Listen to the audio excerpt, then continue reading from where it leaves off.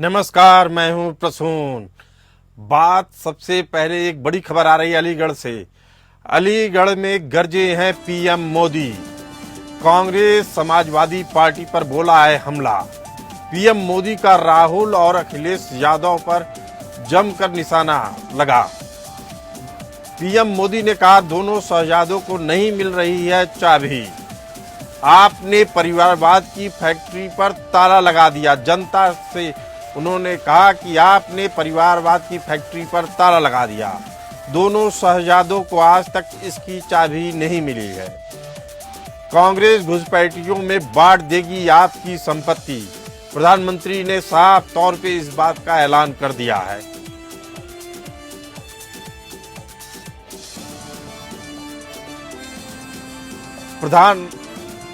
प्रधानमंत्री नरेंद्र मोदी ने अलीगढ़ में विशाल रैली को संबोधित किया। इस दौरान उन्होंने विपक्ष पर जमकर निशाना साधा।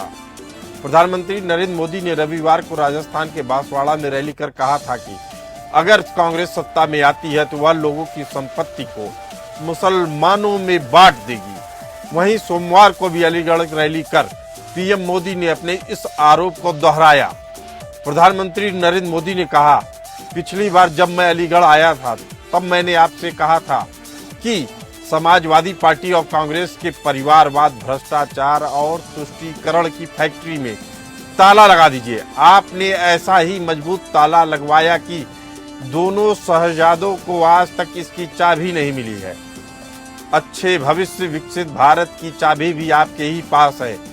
अब देश को गरीबी से पूरी तरह मुक्त करने, देश को भ्रष्टाचार से पूरी तरह मुक्त कराने का और देश को परिवारवादी राजनीति से मुक्त कराने का समय आ गया है। इसके लिए जरूरी है कि फिर एक बार मोदी सरकार।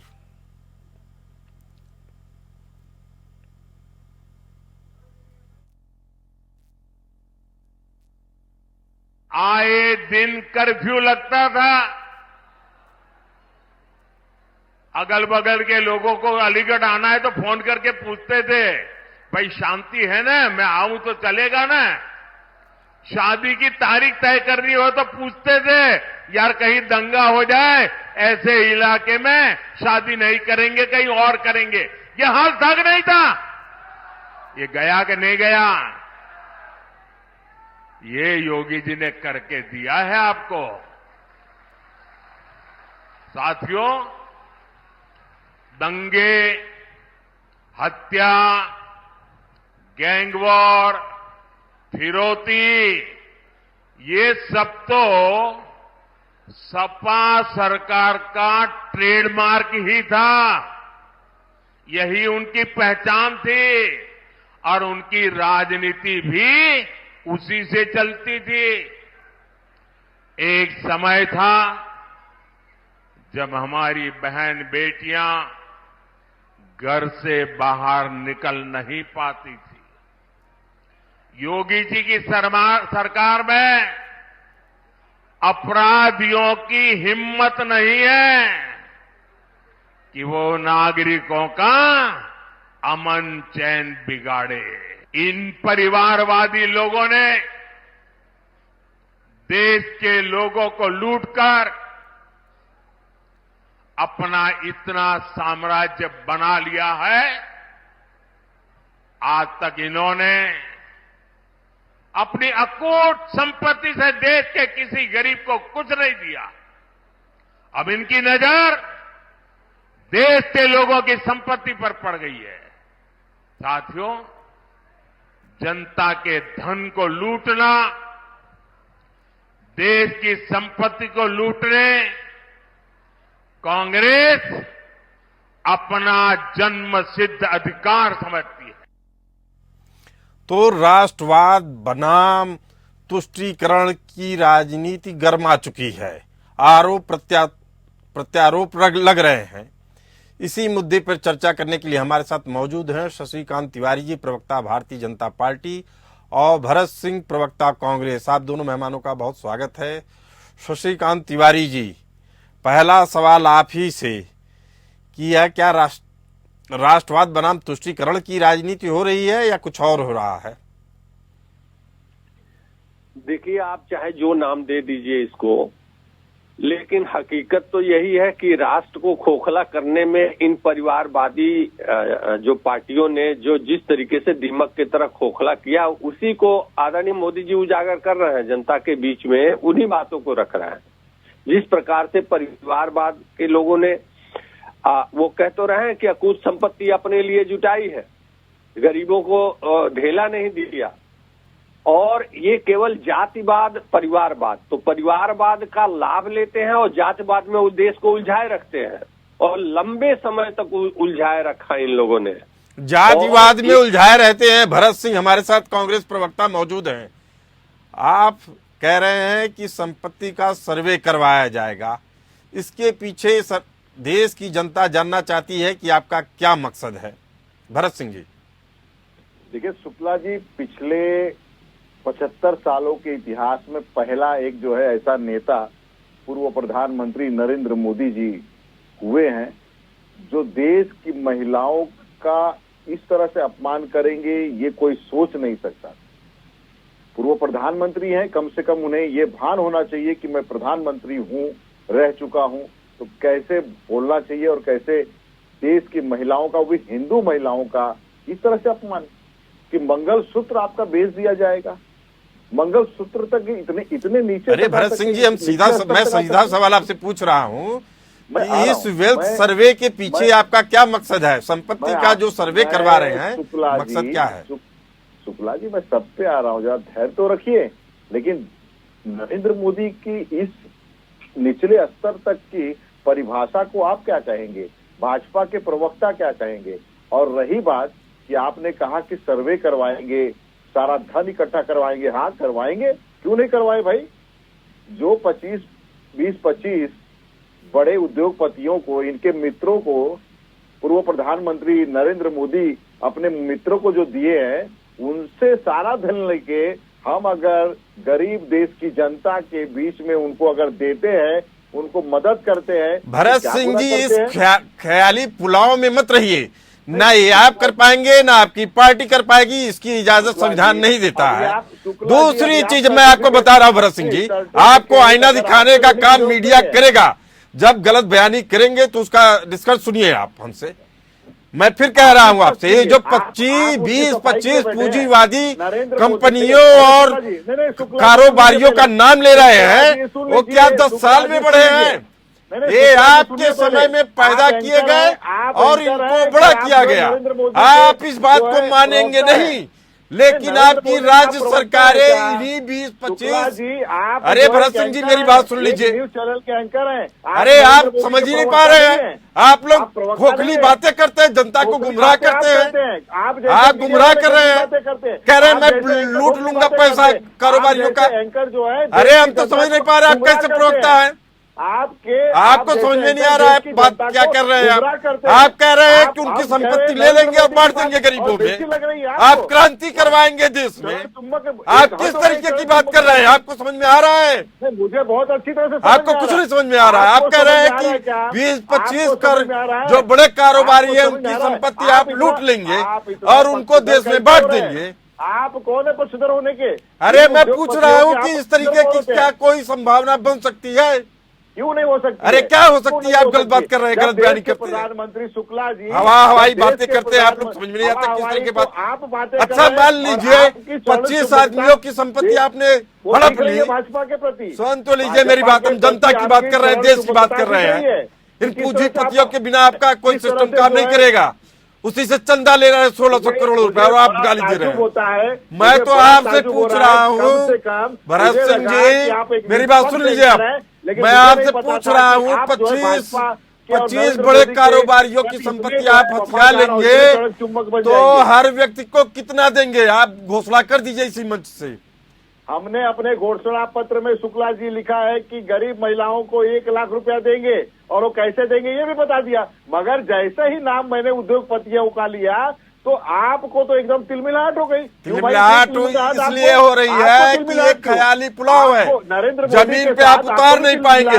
मैं आपसे सीधा सवाल पूछ रहा हूँ, 25 कारोबारियों की संपत्ति लेने के बाद केवल महिलाओं को 1 लाख देंगे। सुनिए भरत सिंह जी, मेरी बात सुनिए आप। जमा करके रखा है नरेंद्र मोदी के आशीर्वाद से, वो सारा काला धन हम जमा करेंगे और देश के गरीबों में बांटेंगे। ये सीधा सीधा सवाल है। इतने भ्रष्टाचार के बाद 2004 से 14 तक इतने आरोप लगे कि जीरो गिनते गिनते भूल गए आदमी मिलियन भ्रष्टाचारियों में कितने जीरो होते हैं। वो काला धन तो आप ला नहीं पाए 2004 से लेके 14 तक, और बात कर रहे हैं 25 कारोबारियों की संपत्ति ले लेंगे। मैं तो आपसे भरत सिंह जी कह रहा हूँ, आप ले लिए 25 कारोबारियों का।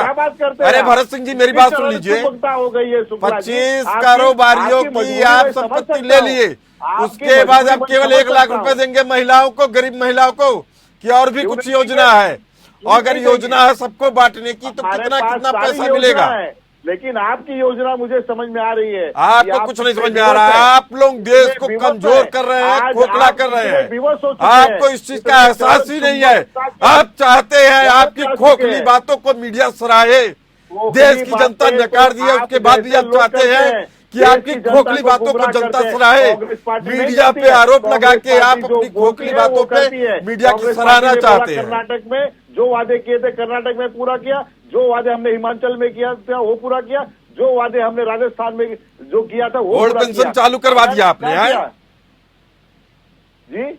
ओल्ड पेंशन आपने हिमाचल में चालू करवा दिया है। क्यों नहीं करवाया? करवाया, इम्प्लीमेंट हो गया है। मैं फिर से आपसे पूछ रहा हूँ, तथ्य की बात पूछ रहा हूँ। क्यों नहीं हुआ है भाई? क्यों नहीं हुआ बताइए? कागज में हुआ है या मिलना शुरू हो गया पैसा? आप इतना मैं तो आपसे कह रहा हूँ, अगर आप ये कर रहे हैं बहुत अच्छा कर रहे हैं, लेकिन जो आर्थिक बोझ पड़ता है उसके कारण से अभी तक संभव नहीं हो पाया है। आपको इतनी मिर्ची क्यों लगी? मुझे मिर्ची इसलिए लगी कि आप खोखली बातें कर रहे हैं।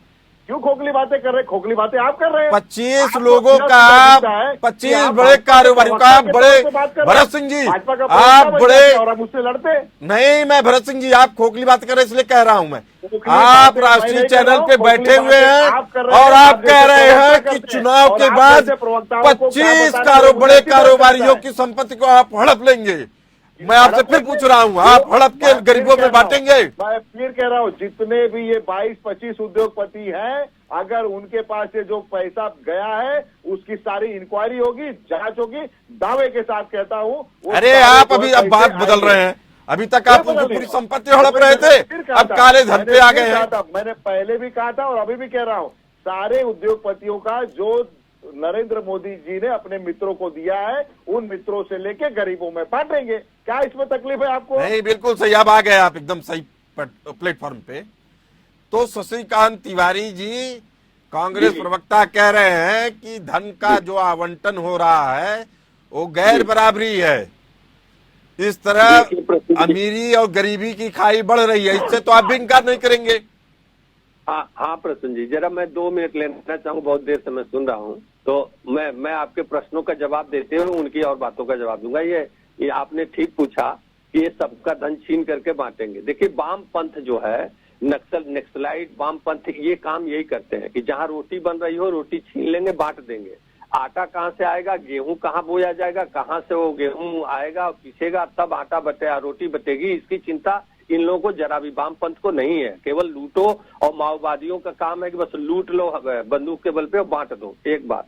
दूसरी बात, आपने प्रश्न जब पूछा इनसे कि कैसे बांटे, तो इन्होंने बड़ा गोल गोल घुमाया। 1-2 चीज मैं इन लोगों का बताना चाहूंगा आपसे प्रसून जी, जरा शाम को केवल 1 मिनट दे दीजिए। देखिए, देश आजाद हुआ, 56 देशों पे अंग्रेज शासन करते थे, लेकिन 56 देश में केवल एकमात्र भारत ऐसा देश था जिसका देश के 2 टुकड़े हो गए। तो वो अंग्रेज ने नहीं किया। अंग्रेज किए होते तो 56 देश में करते या और देश में करते। ये कांग्रेस ने किया कि भारत का टुकड़ा करके अलग कर दिया और मुस्लिम देश अलग बना दिया। एक बात। दूसरी बात कि नॉस्ट्रेडमस ने अपने भविष्यवाणी में कहा कि भारत में एक ऐसा नेता आएगा जो पश्चिमी एशिया के कट्टरवाद को रोकेगा। अरे तो ठीक है, अब नॉस्ट्रेडमस की भविष्यवाणी पे बात की जाए या अभी बात की जाए अमीर और गरीब के बीच में जो खाई बढ़ रही है, इसको कैसे रोकेंगे? बस 30 सेकंड दीजिए, मैं उसी पे आ रहा हूँ। तो नरेंद्र मोदी जी ने उस कट्टरवाद को रोक करके सऊदी अरब में भी मंदिर बनवाया, हिंदुस्तान में भी मंदिर बनवाया। सऊदी अरब में छटपटाहट नहीं है, हिंदुस्तान में इन लोगों को बहुत छटपटाहट है। अब मैं आ रहा हूं मूल बिंदु पे। भाई, इनका चाल चेहरा जो है मुस्लिम लीग और नक्सलाइट वामपंथी है। ये लोग क्या चाहते हैं कि देखिए, 11 जुलाई 2018 को राहुल गांधी जी ने कहा था, जो जी न्यूज एनडीटीवी पे मौजूद है, कि हाँ कांग्रेस मुस्लिमों की पार्टी है, तो इनका मुस्लिम लीग का एजेंडा है। और नए पे कन्हैया कुमार जैसे भारत के टुकड़े करने वालों को पार्टी में शामिल करके इन लोगों ने नक्सलवाद जैसे लोगों को, जी हमने आपकी सारी बातें सुन ली, अभी भी आप मुद्दे से भटक रहे हैं। पूछ रहा हूँ अमीरी और गरीबी का खाई कैसे कम करेंगे? कांग्रेस पार्टी मुस्लिमों की पार्टी है, मेरा सख्त ऑब्जेक्शन है इस पे। भरत सिंह जी आपकी बात वाजिब है। भरत सिंह जी मुझे पहले सवाल का जवाब ले लेने दीजिए, दूसरे के सवाल का जवाब आप लीजिएगा। अमीरी और गरीबी की खाई कैसे कम करेंगे? शशिकांत जी आप आ नहीं रहे मुद्दे पे। हाँ हम गरीबी खाई कम करेंगे।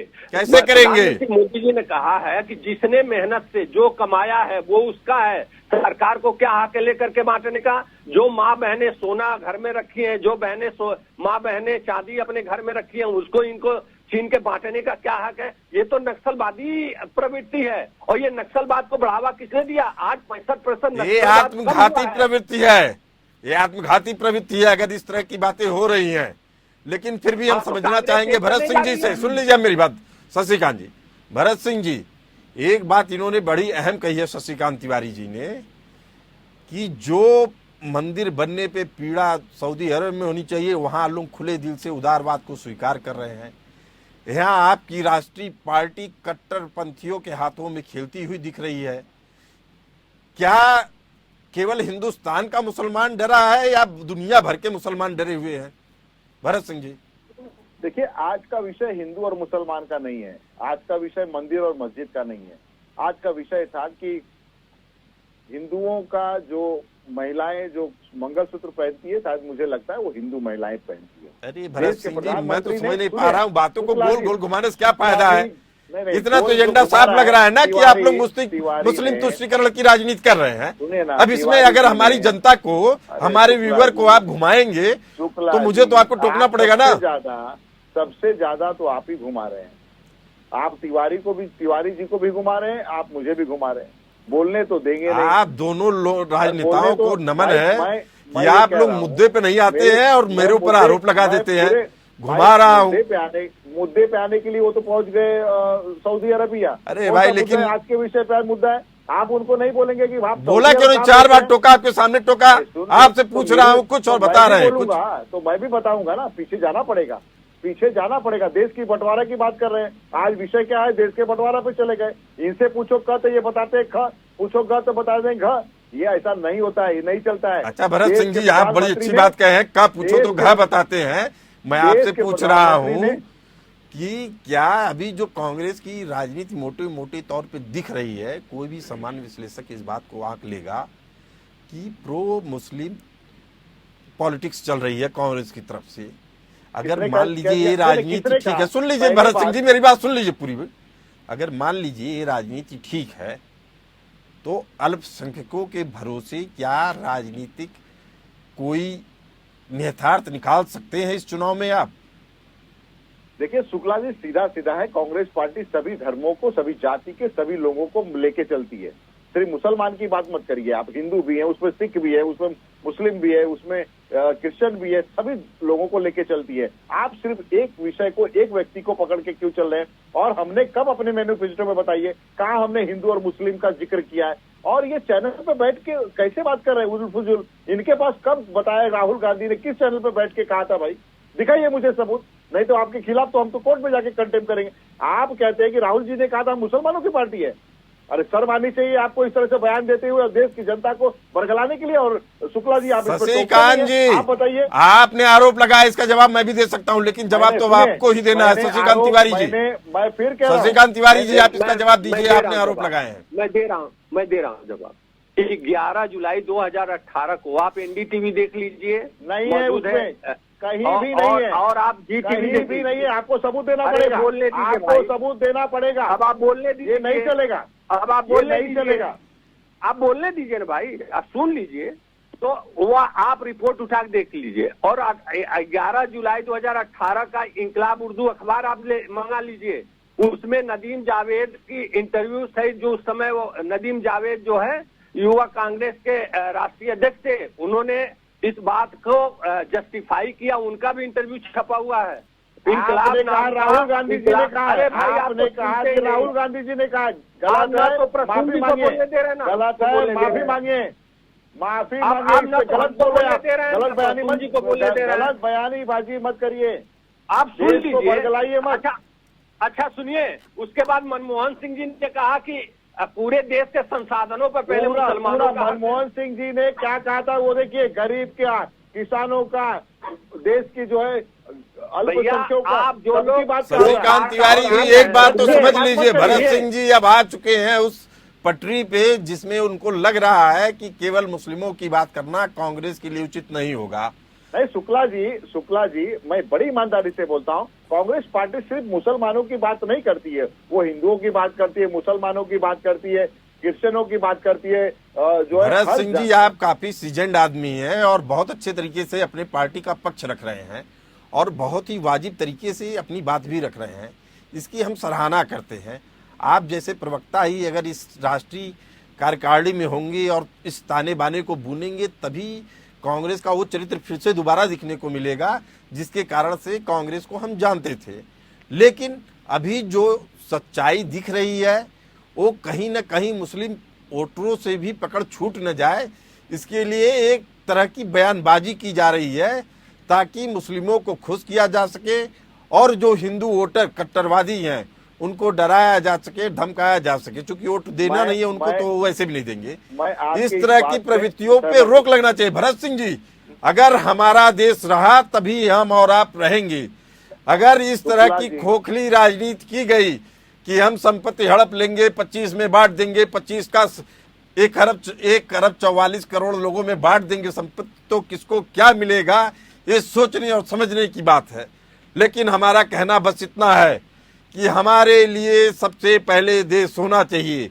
हमारी किसी भी बात में ऐसा नहीं होना चाहिए कि देश कमजोर हो और बिखराव की ओर जाए।